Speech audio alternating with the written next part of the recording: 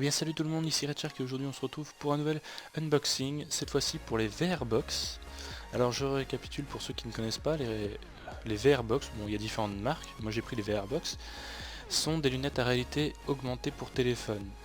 Comme les Oculus mais en moins performant car pour téléphone, de toute façon ce sera que des trucs comme ça, parce que on peut pas faire des trucs très performants sur téléphone encore. Donc voilà, je l'avais reçu, je l'avais commandé sur le site... je me rappelle plus vraiment du nom, mais ce que je ferai c'est que je vous le mettrai dans la description, il n'y a pas de souci.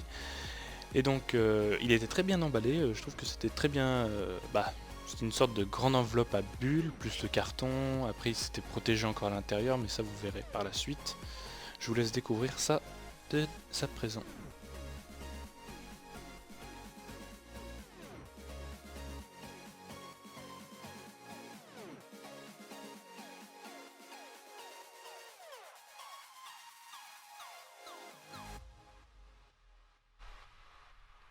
Voilà, j'ai réussi à l'enlever de l'emballage.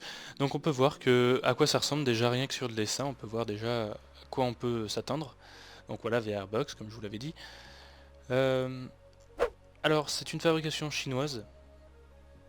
Alors, tout de suite vous allez dire c'est chinois. Non, non, alors il y a pratiquement toutes les lunettes à réalité augmentée sont fabriquées par des Chinois, tout simplement. Vous allez me dire si Samsung, bah oui, mais Samsung c'est coréen, on va pas se fâcher pour ça. Mais Samsung, ils ont fait leurs propres lunettes avec leur propre marque, c'est différent. Donc voilà, on peut voir que c'est écrit en japonais, mais moi ça va, j'aime bien le japonais, j'aime bien le Japon, donc ça me va bien. Donc là c'est la petite télécommande qui va, parce qu'en fait on peut jouer avec les lunettes, et donc quand on joue avec les lunettes on peut pas toucher le tactile. Donc on a fourni une lunette avec. Donc là voilà, vous pouvez voir le casque, ça y est, avec un sachet dedans dans le carton, vous le verrez après, là je vais poser le casque, voilà. Donc avoir les notices dedans, donc on a voilà les notices. Bon, personnellement je dis que ça sert pas à grand chose parce qu'il n'y a pas beaucoup d'enseignements. Là on a les petits trucs en mousse qu'on va attacher dessus, avec un étui pour essuyer le verre, parce que c'est des lentilles donc il faut qu'elles soient propres. Bon, le carton on s'en fout, on peut le jeter. Donc, alors le manuel, pour vous montrer à peu près, voilà, il y a 3 pages, en sachant qu'il y a pratiquement que des images, et c'est écrit en anglais. Bon, moi j'aime pas vraiment l'anglais, bon, c'est sûr que je comprends plus l'anglais que le japonais, c'est sûr, mais bon, on sait à peu près tous comment ça fonctionne, on met notre téléphone dedans avec le jeu, et puis ça se lance, hein, c'est pas très compliqué. Donc là on ouvre le paquet. Alors dans le paquet on a deux petits embouts en mousse qu'on attachera. Et on a aussi voilà une... alors on les montre. Voilà. Voilà, c'est ce petit sachet. C'est un sachet avec une lingette d'alcool. Et ce que j'adore, ce que j'utilise aussi pour mon téléphone, parce que j'utilise très peu les lunettes maintenant, c'est pour les lunettes. Mais ça essuie tout et n'importe quoi, ce qui est vraiment génial. Donc là on peut voir la manette, on va sortir la manette de la boîte. C'est tout petit, hein. Il y a déjà la pile fournie dedans, ce qui est bien. Parce que c'est vrai que c'est toujours des petites piles de montre, c'est assez chiant à trouver, c'est compliqué. Et on peut voir qu'elle est jolie, blanc et bleu, ça me va. Après il y aurait eu d'autres couleurs, bon c'est vrai qu'on aurait pu choisir une autre couleur, ça aurait été sympa, mais bon, il y a que cette couleur, ça va.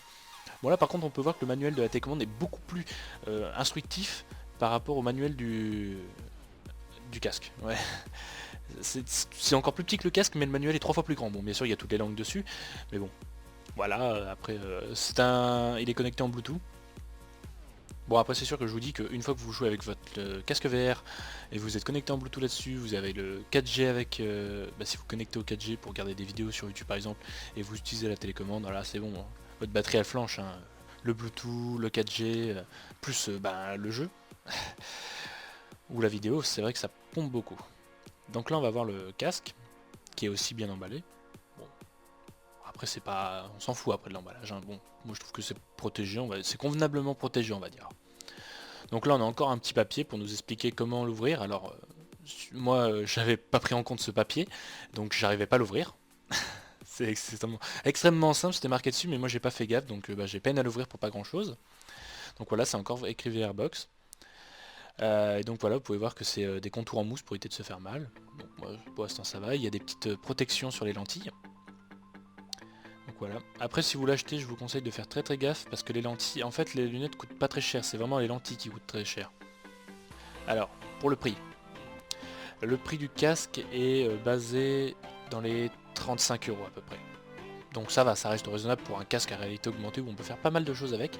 Bon, malheureusement moi j'ai pas pu faire beaucoup de choses avec parce que avec mon téléphone ça passait pas, car dans mon téléphone il manquait le sensor, c'est en fait ce qui permet de bouger en 360 degrés votre téléphone. Moi je peux bouger à gauche, à droite, mais je peux pas faire des backflips avec mon téléphone, des triple backflips, des 360, je peux pas avec mon téléphone, parce qu'il manque le sensor dedans. Mais bon, c'est pas grave. Donc voilà. Donc le manuel. Je sais pas pourquoi je l'avais montré une deuxième fois, je pense que j'avais oublié que je l'avais déjà montré, donc voilà, on s'en fout un peu. Donc là on va prendre le téléphone. Voilà, mon téléphone c'est un HTC Desire 820, pour ceux qui veulent savoir. Donc il est très récent, hein, il date de juin 2015. Donc voilà, alors vous pouvez constater aussi que il y a la petite languette. Alors hors caméra j'avais passé 40 minutes avant de l'ouvrir. Donc voilà, il y a la petite languette, on la tire, ça sort tout seul et on met notre téléphone dedans. Alors notre téléphone tient très bien parce qu'il y a un petit, comme je vais vous montrer, voilà.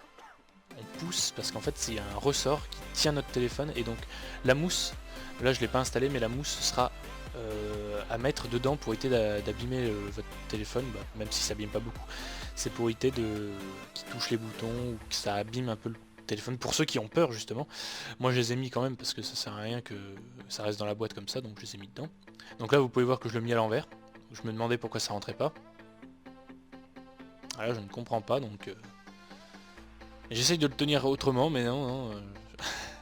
Pourtant c'est extrêmement simple, voilà. C'est beaucoup mieux dans ce sens, hein. Ouais, ça rentre mieux. Voilà. Et hop, ça s'équipe dedans. Bon après bien sûr faut lancer le jeu ou la vidéo. Et bien voilà, cet unboxing est enfin fini. J'espère que ça vous aura plu. Moi en tout cas ça m'a fait beaucoup plaisir de tourner cette vidéo pour vous montrer le produit. Et puis malheureusement je ne vois pas une vidéo test parce que comme je vous ai dit mon téléphone n'est pas 100% compatible avec, il est que 50% ou 49% compatible avec, donc j'ai pu faire quelque chose avec mais pas beaucoup de choses. Donc voilà. Donc sur ce je vous laisse.